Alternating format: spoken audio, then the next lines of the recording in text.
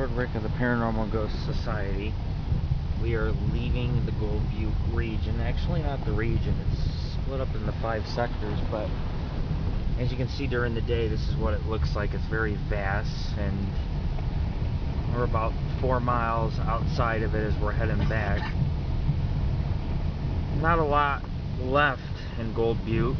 A lot of old stoves, refrigerators, rusted equipment, you know, some small mines in the back of the hill. And we just got done being stuck.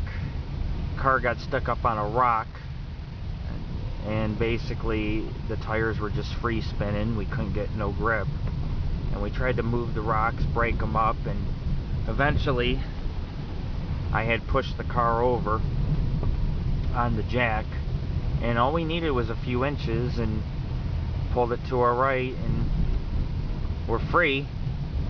And basically right now where we're at is New Gold Butte Road. We're not taking the scenic byway because we also have a tear in our tire, which I think happened on the thruway when we seen a piece of tire fly out or something. It's really weird, but I've never seen anything like that before happen.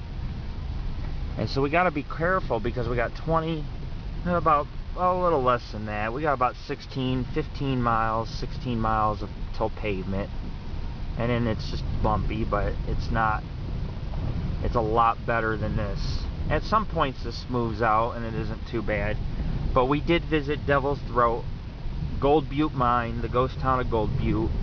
We never found the radio crystal mine, but we did find a foundation in the back, and for some reason we never found the turnoff for the vermiculite mine ruins, so we might come back out here sometime in the near future. It depends. There's a place called Devil's Fire, which is kind of off towards, straight down the road about 5 miles, and then to our, actually about 10 miles up, maybe 15 miles up, and there's a little path which has a lot of ancient petroglyphs,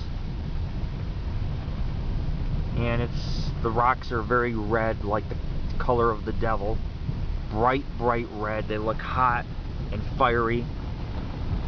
This area was settled in 1905, and by 1910 most of the 2,000 miners had cleared out the town, and only 2 men had stayed behind, which we did find their graves at a small miner cemetery. All of this we have photographs at www.paranormalghostsociety.org. I'm pretty tired.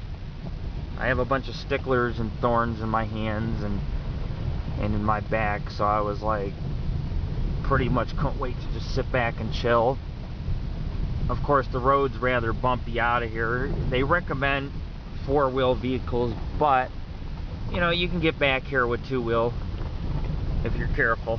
You take it slow down some of the roads and hills and things like that, you should be okay, because I know this is going to be a someday well-visited area, and a lot of these things we see may not be here 20 years from now.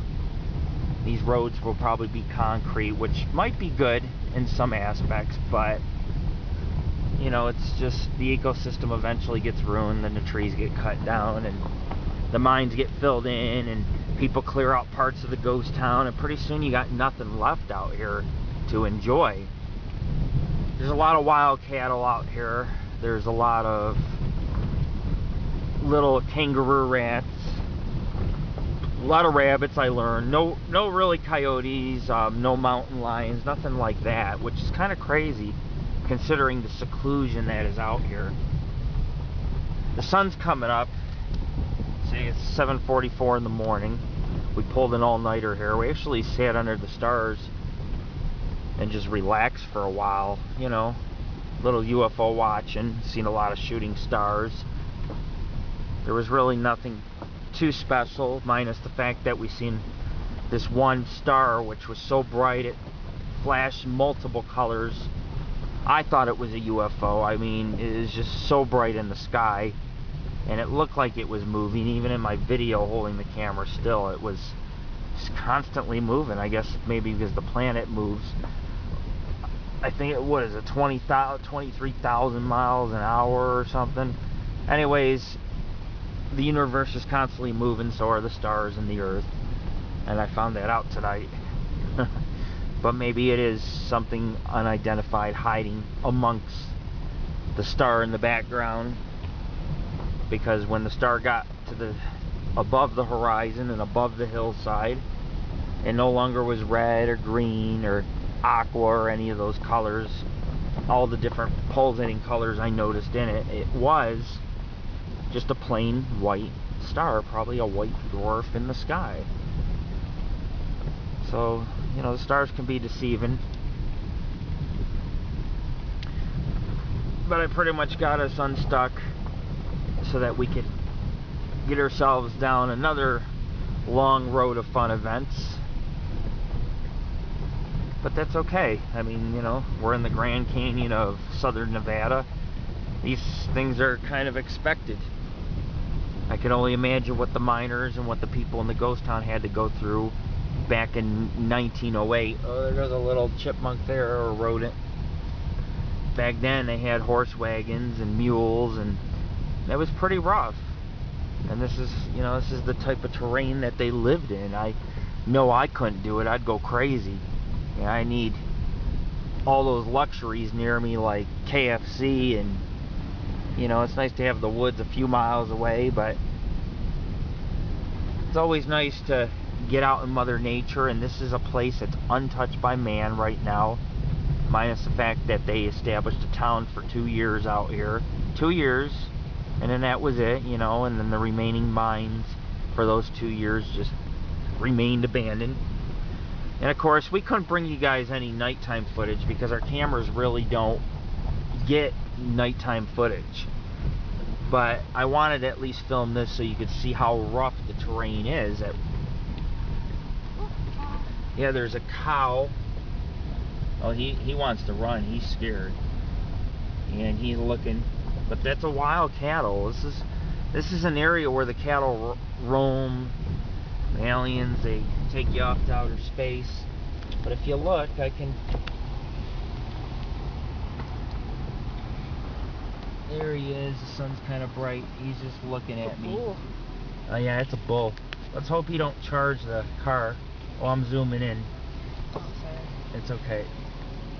Oh, he's not looking anymore. Right there, that's a bull. Yeah, Tammy's right. That's a bull, and he's just walking off. He's a pretty big guy.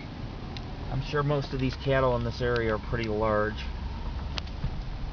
Only because they roam free, and if you ever notice, if you keep them in a smaller pen, the cattle are small, but if you let them roam a range, they're just enormous.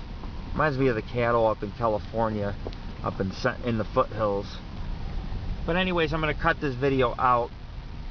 We took a lot of pictures tonight. We did take some EVPs. You're listening to Lord Rick. Check us out, www.paranormalghostsociety.org. And your founder also, not founder, but your host, it's all the same, of Angel of Thy Night Radio.